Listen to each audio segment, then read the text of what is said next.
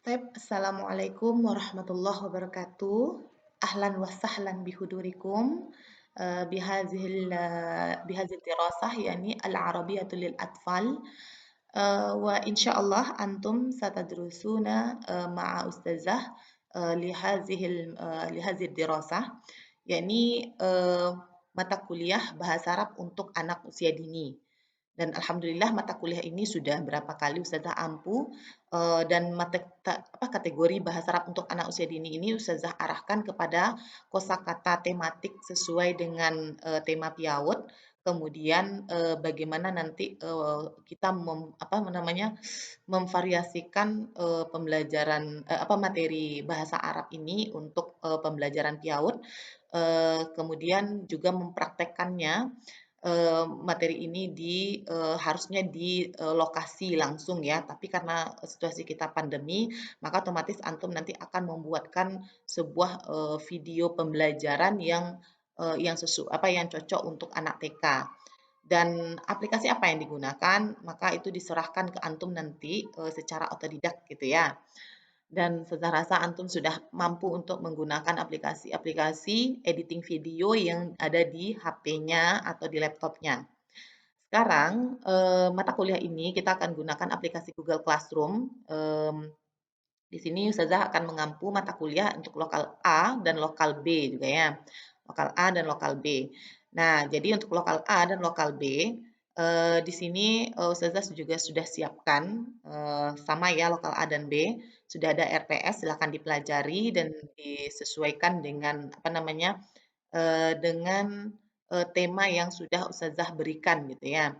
Kemudian nanti di materi ini adalah tempat Ustazah akan meletakkan segala materi yang akan Ustazah sajikan, apakah dalam bentuk PowerPoint misalnya atau dalam bentuk video gitu.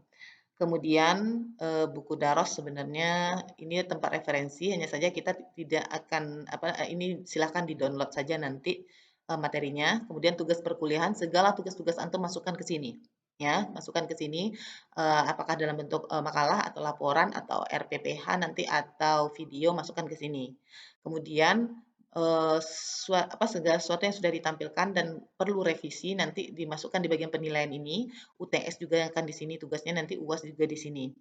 Kemudian absensi, ya sebagaimana yang antum isi di sini dia. Dan waktu untuk tahap awal ini masih sudah berikan 25 menit. Jadi nanti melihat kondisi bagaimana sinyal atau segala macamnya dari antum, maka nanti dari sana kebijakan berapa menit batas waktu untuk pengambilan absen. Jadi untuk tahap pertama ini sudah berikan 25 menit. Nah, di sini nanti jika terjadi kendala kita akan langsung alih ke WhatsApp. Makanya kita perlu grup WhatsApp. Kemudian kita akan ada nanti 3 pertemuan minimal, maka kita akan gunakan aplikasi ini untuk sebagai meeting atau sebagai pertemuan langsung kita di dalam mata kuliah ini gitu. Nah, jadi aplikasi ini cukup lengkap ya, jadi itulah kenapa alasannya Ustazah memilih aplikasi Google Classroom.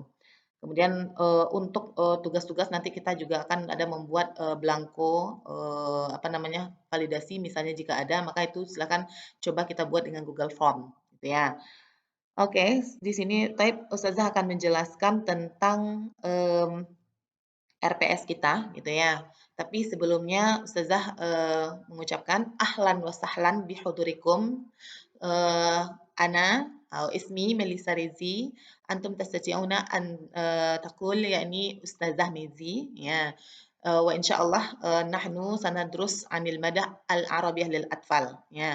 Jadi mudah-mudahan mata kuliah ini dilancarkan prosesnya karena kita tidak bisa bertatap muka langsung di dalam satu ruangan dan di sini Ustazah akan menjelaskan bagaimana teknis dari eee, apa namanya, eee, pertemuan kita. Di sini sudah ada ya, sudah ada, nih capaian pembelajarannya sudah ada.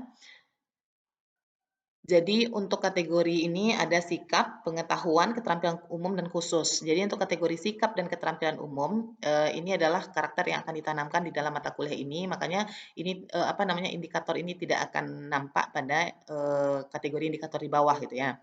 Jadi sebenarnya untuk kategori yang akan kita pelajari, maksudnya yang memang nampak, apa tugas kita di sini, yaitu mampu menguasai konsep pembelajaran bahasa Arab untuk anak usia dini. Jadi di sini sebenarnya antum kan sudah punya teori-teori tentang konsep pembelajaran, yaitu ada alhamdulillah, ada kurikulum, ada materi, ada metode, ada media, ada evaluasi gitu ya.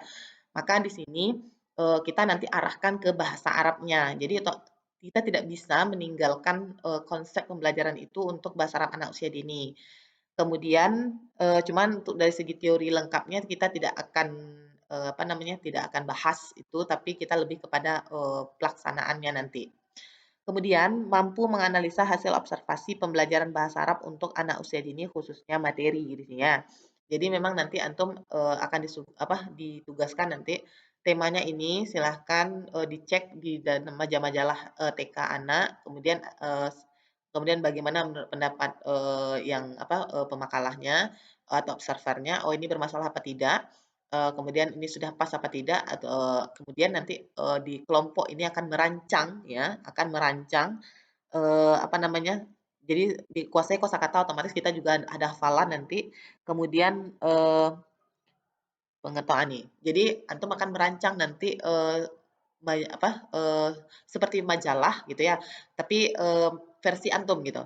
Jadi ada misalnya contoh materi huruf hijaiyah, jadi ada lembaran untuk materinya, kemudian buatkan dua latihannya, apakah latihan mendebalkan satu, maze satu, atau latihan menghubungkan atau mewarnai atau menempel. Silakan itu sesuai dengan kreativitas masing-masing. Kemudian mampu menguasai langkah-langkah berkomunikasi baik lisan maupun tulisan. Jadi antum mampu mengucapkan kosakata dengan baik, mengajarkannya kepada siswanya walaupun dalam bentuk daring gitu ya. Kemudian mampu juga untuk menuliskan jadi sistem tulisan ini bisa menuliskan secara langsung dan bisa juga menuliskannya ini dengan cara pengetikan. Jadi dalam membuat video nanti kan ada editing editing dalam pembuatan tulisan ketikan bahasa Arabnya. Jadi itu juga menjadi penilaian. Kemudian untuk keterampilan khusus itu yang mampu mendesain, otomatis di sini mampu mendesain baik materinya atau mendesain medianya, mendesain RPPH-nya. Nah, kemudian mampu mempraktekkannya dalam pembelajaran. Jadi memang diharapkan bahasa Arab yang disajikan itu dengan strategi atau materi atau media yang menarik dan menyenangkan bagi si anak gitu. Otomatis penuh dengan warna, kemudian suasananya tidak tegang, kemudian ada variasi gitu.